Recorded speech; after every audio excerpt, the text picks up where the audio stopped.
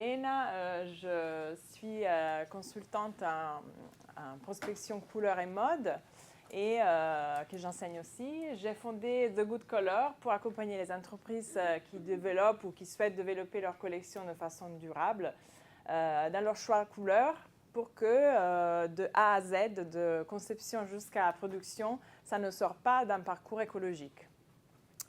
Donc ça c'est en fait le titre est un peu parlant parce que du coup je parle de durable, de durabilité et de nuances. On parle beaucoup de durable aujourd'hui, mais je me suis posé la question, est-ce qu'on peut avoir un vêtement 100% durable? Je pense que tout le monde ici s'imagine que en fait, le seul produit 100% écologique, c'est celui qui n'est jamais produit. Donc on est là pour trouver des solutions alternatives et peut-être la réponse est à chercher dans la nuance. Nuance aussi de gradé de couleurs, mais aussi gradé d'écologie. Aujourd'hui, les entreprises sont face à des énormes stocks invendus. On parle à peu près d'un tiers de la production mondiale en stock invendu. H&M a révélé un chiffre il y a quelques temps qui est 4,3 billions of dollars de stock invendus. Moi, j'ai dû l'écrire parce que je n'arrivais pas à le visualiser. Donc, c'est 4 milliards 300 millions de dollars en vêtements H&M qui sont dans un dépôt. Ça peut carrément, si on imagine un t-shirt H&M à 4 euros, on peut habiller un tiers de la population mondiale. C'est énorme, mais ça ne concerne pas que eux, ça ne concerne pas que le textile non plus, ça concerne tous. Et donc, trouver des solutions, comment prévoir à l'avance ce qui va effectivement être vendu. Moi, j'ai une proposition, et évidemment, ma réponse, c'est en choisissant la bonne couleur. Parce que ça passe par la durabilité de deux façons dont je vais vous parler. La première, c'est la durabilité dans le temps, donc la durée de vie de ce produit, et la durabilité pour la planète, donc l'impact écologique à travers des teintures à faible impact écologique. Donc, choisir la bonne couleur peut vraiment sauver face à une surproduction inutile et éviter le stockage. La tendance longue peut redevenir solution d'écologie intelligente. On a des couleurs qui vont s'installer de façon transversale et sur plusieurs saisons. Là, j'ai montré un exemple sur lequel j'ai travaillé en 2020 pour un bureau de style, donc pour l'été 22. Donc, c'est juste une palette que je vous montre par exemple, qui s'est installée effectivement cette saison. Donc, ces couleurs-là, c'est vraiment important de les dénicher parce qu'en ce moment, les clients vont en vouloir acheter de plus en plus des produits qui vont durer dans le temps. Ils vont acheter moins et mieux. Et nous, on est là pour proposer des couleurs qu'ils vont pouvoir porter longtemps. C'est très rassurant pour les clients aujourd'hui de s'imaginer qu'ils vont acheter un produit en été 22, pouvoir le porter l'hiver 23 et le porter aussi l'été 23, là, par exemple. Donc, c'est une stratégie très dans l'air du temps. Et un deuxième axe, donc, sur l'impact écologique réduit, donc la durabilité pour la planète. Parce qu'on estime quand même que toujours 20% des colorants qu'on utilise sur le textile sont rejetés dans l'eau directement, sans filtrage, parce qu'on n'est pas tous, on produit pas tous selon les mêmes règles.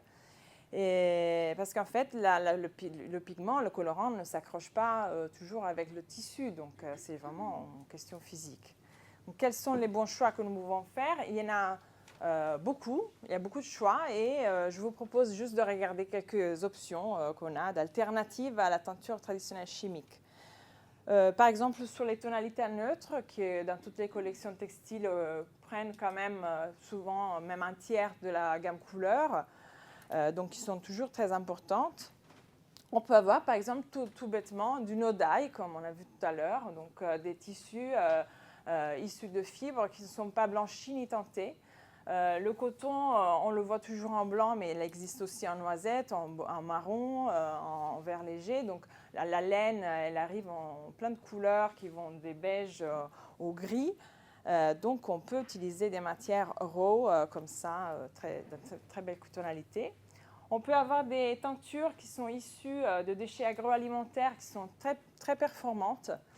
Et donc là, on parle par exemple de coques d'amandes ou de restes de betterave à sucre, donc des déchets qu'on ne peut pas manger. Ou des pigments minéraux comme le soufre, qui en fait qui résiste au délavage et qui a les mêmes performances d'une teinture chimique traditionnelle, par exemple sur du jean.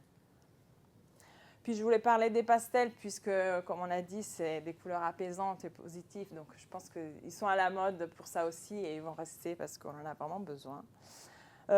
Souvent issus de matières recyclées parce qu'effectivement, quand on broie la matière pour la recycler, on recrée des couleurs et on peut recréer des nuances pastel ou même blanc et blanchi. On a des pigments qui sont issus de la bioingénierie, donc grâce à des micro-organismes, donc des bactéries. Ça, c'est des affaires à suivre parce que c'est des teintures qui ont un très très faible, quasiment zéro impact écologique. Et en plus, ils sont très peu gourmands en eau et en énergie, donc c'est très intéressant. Et aussi des pigments qui sont récupérés carrément de la matière recyclée, qui est pulvérisée et récupérée comme teinture. Donc ça redevient un pigment. Donc, très intéressant. Et puis un petit clin d'œil au bleu, que selon Michel Pastoureau sont les couleurs préférées de tout le monde occidental. Donc comment ne pas parler de l'indigo, qui est une des teintures naturelles, qui donc allie nature et savoir-faire ancestral. Et donc, c'est ça aussi qui rend tout ça très fascinant aux yeux des créateurs en ce moment. Voilà, l'indigo.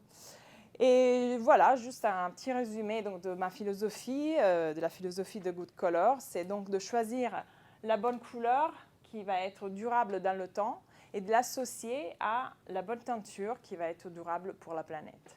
Voilà, merci.